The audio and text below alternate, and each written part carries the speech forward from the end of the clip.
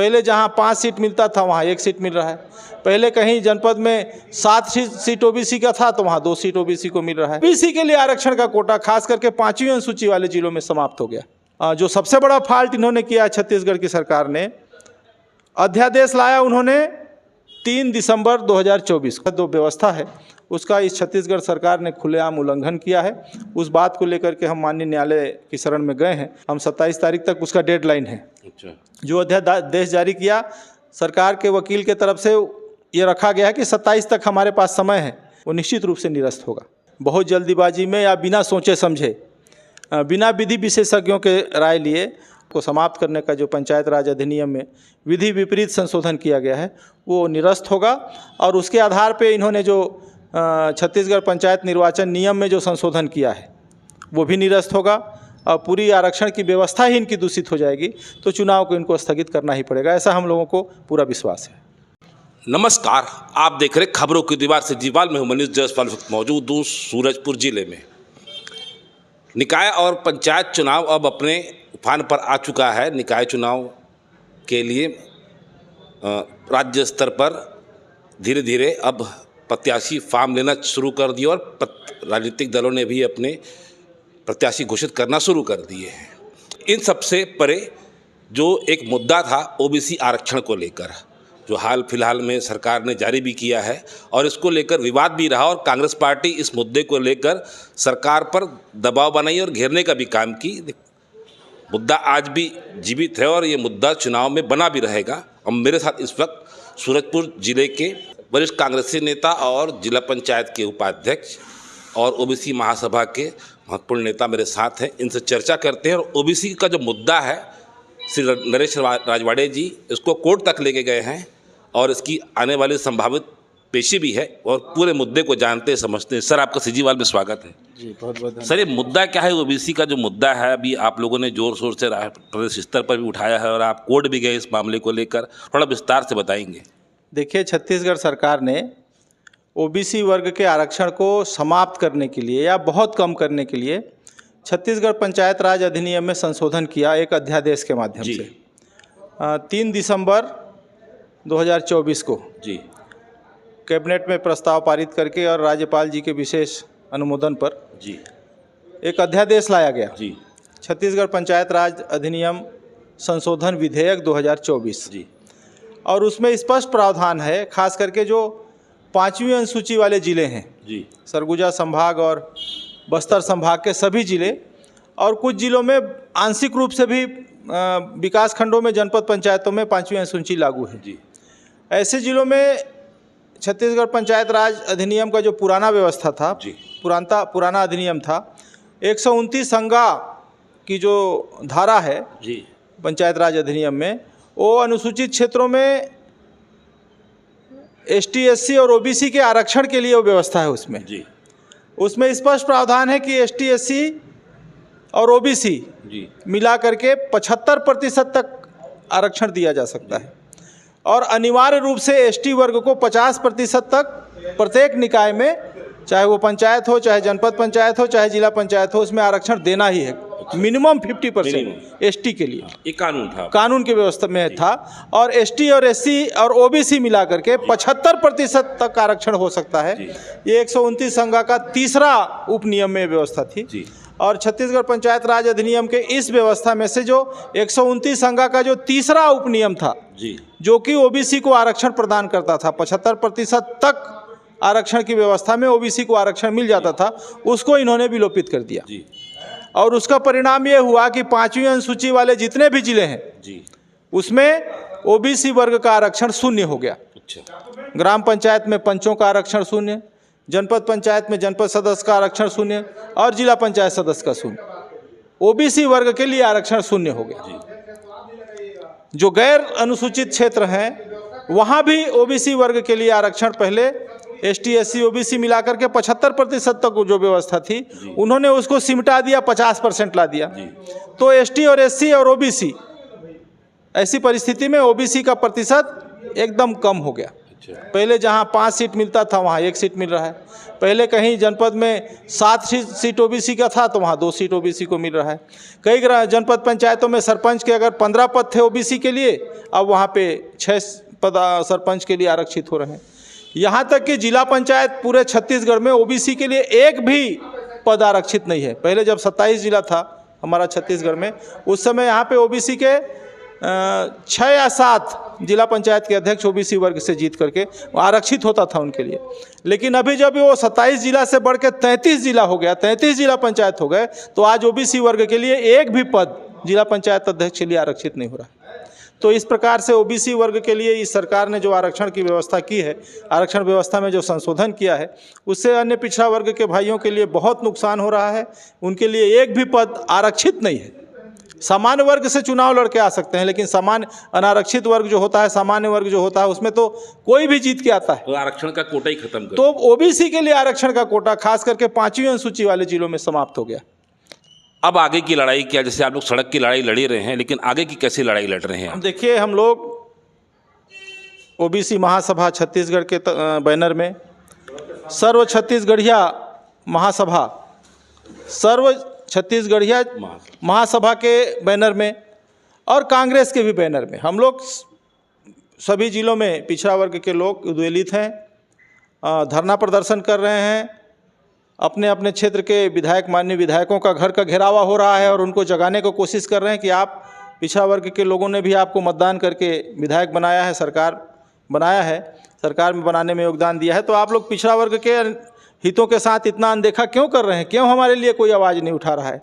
हमारे ज़िले में, हम सरगुजा जिले संभाग में 2 मंत्री ओबीसी वर्ग से हैं जी। आदरणीय श्यामलाल, आदरणीय श्याम बिहारी जायसवाल जी और आदरणीय लक्ष्मी रजवाड़ी जी, ये दोनों ओबीसी वर्ग के हैं। भैया लाल रजवाड़ी जी हैं, वो तो विधायक हैं, लेकिन छत्तीसगढ़ की सरकार में 2 कैबिनेट मंत्री हमारे सरगुजा जिला से हैं, सरगुजा संभाग से हैं, दोनों ओबीसी वर्ग के हैं। लेकिन इन्होंने ओबीसी वर्ग के जो हितों के साथ जो कुठाराघात हो रहा है उसको कोई ध्यान नहीं दिया, विरोध भी नहीं किया। इन लोग कुछ कर ही नहीं पा रहे हैं। तो हमारे ओबीसी वर्ग के लोगों ने सभी विधायकों का घर का घेराव किया है और उनको ये एहसास कराने का कोशिश कर रहे हैं उन लोगों के माध्यम से कि सरकार समझ जाए जी। और ओबीसी वर्ग के साथ जो अन्याय सरकार कर रही है उसको समझ करके हम लोगों के साथ जो अन्याय कर रही है उसको समाप्त करे और जो पुरानी व्यवस्था थी, पंचायत राज व्यवस्था में जो पूर्ववत व्यवस्था थी, पुरानी व्यवस्था थी, उसी को लागू करे।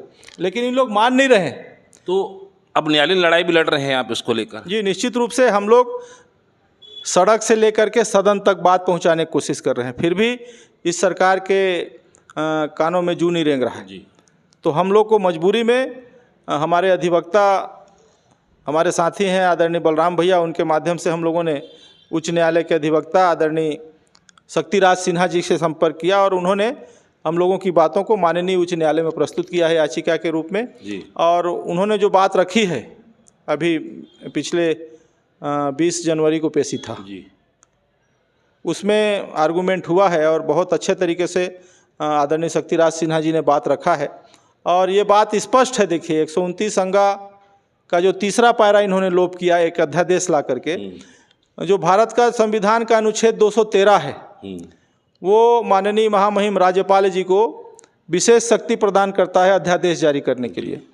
कोई भी सरकार जो बहुमत में होती है उसके पास एक पावर होता है कि अगर किसी वो सत्र नहीं है, अगर सत्र नहीं है बीच में, सत्र आने में समय अगर है, ज़्यादा समय है, तो वो कैबिनेट में प्रस्ताव पास करके और राष्ट्रपति महोदय जी के, राज्यपाल महोदय जी के अनुशंसा से वो अध्यादेश ला सकते हैं। कुछ वो अध्यादेश एक्चुअल में होता है शार्ट टाइम लॉ है और वो एक प्रकार से उसको कानून की शक्ति है, लेकिन एक निश्चित समय सीमा में उसको विधानसभा में पारित भी करना होता है। जो सबसे बड़ा फॉल्ट इन्होंने किया छत्तीसगढ़ की सरकार ने, अध्यादेश लाया उन्होंने 3 दिसंबर 2024 को, उससे 15-20 दिन पहले 18 नवंबर 2024 को विधानसभा सत्र का अधिसूचना भी जारी हो चुका है। अच्छा, सत्र का सूचना जारी हो चुका है, उसके बाद अध्यादेश लाए। सत्र, विधानसभा का सत्र भी हुआ 16 दिसंबर से 20 दिसंबर तक।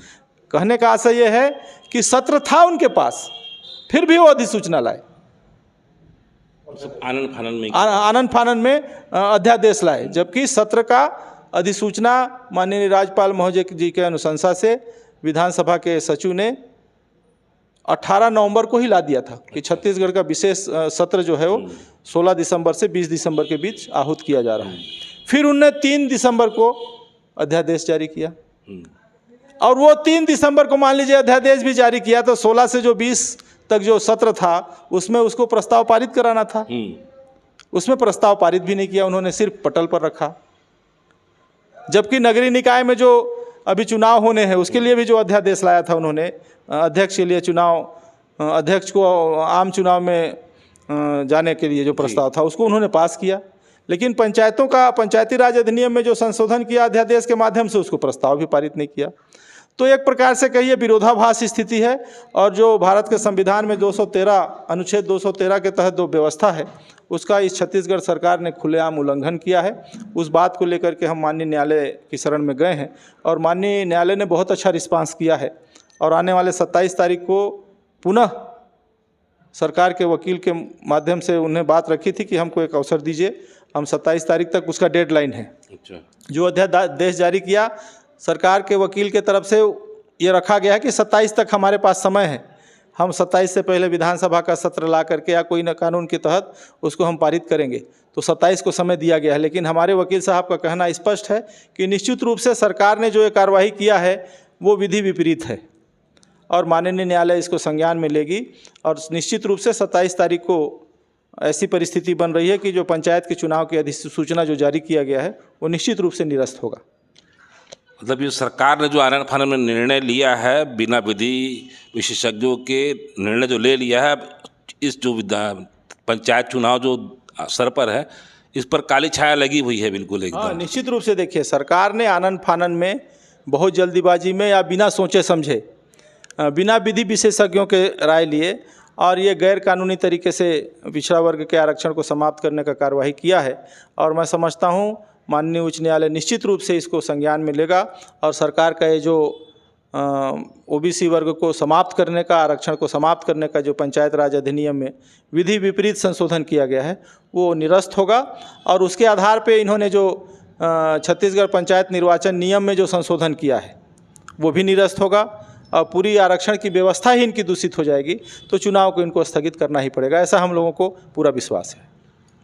ये तो खैर अभी यहाँ तक की बात हो गई। अब मैं थोड़ी सी चुनाव की बात भी कर लेता हूँ, क्योंकि चुनाव का माहौल चल ही रहा है और जैसा कि आप बता रहे हैं और अभी तक जो सामने आया है, जो आपने तकनीकी बातें रखी हैं, तो ऐसा लग रहा है कि हो सकता है कि आगामी चुनाव स्थगित भी हो जाए इसमें न्यायालय के हस्तक्षेप से, क्योंकि आपका पक्ष जो आपने बताया बहुत मजबूत समझ में आ रहा है।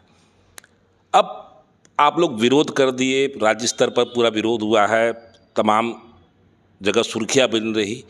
आखिर ये सरकार ऐसा ओबीसी के साथ कर क्यों रही है, जबकि आदिवासी यहाँ के मुख्यमंत्री हैं? देखिए, समझ से परे है। आदिवासी मुख्यमंत्री हैं, बहुत संवेदनशील हैं। 50% तक हम ओबीसी को आरक्षण देंगे, ये घोषणा भी सरकार ने किया। फिर उप मुख्यमंत्री भी हमारे ओबीसी वर्ग के एक साहू समाज के बहुत बड़ा चेहरा है। लेकिन उसके बाद भी ये कैसे कर रहे हैं, ये समझ से परे। अब उसके लिए तो मैं ज़्यादा कुछ टिप्पणी नहीं कर पाऊंगा, लेकिन मेरे को समझ में नहीं आ रहा है कि ये सरकार में जुड़े हुए और ख़ास करके जो अन्य पिछड़ा वर्ग के जो साथी हैं, जो भाजपा के विधायक हैं, भाजपा से जुड़े हुए माननीय मंत्री हैं जो ओबीसी वर्ग के हैं, और भारतीय जनता पार्टी के जो बड़े बड़े पदाधिकारी हैं जो अन्य पिछड़ा वर्ग के बड़े बड़े शुभचिंतक नेता हैं, उन लोग के भी कान में जू नहीं रेंग रहा है।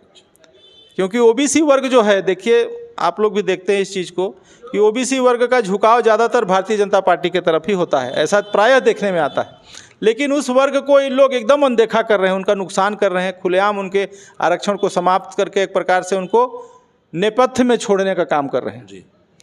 तो निश्चित रूप से ये समझ से परे है। जबकि पिछली सरकार में माननीय भूपेश बघेल जी की जब सरकार थी तो उन्होंने 27% तक आरक्षण देने का विधानसभा में प्रस्ताव पास किया था और उस कार्यवाही को ये अध्यादेश के लिए भेजे थे माननीय राज्यपाल जी के पास, वो अटका रहा।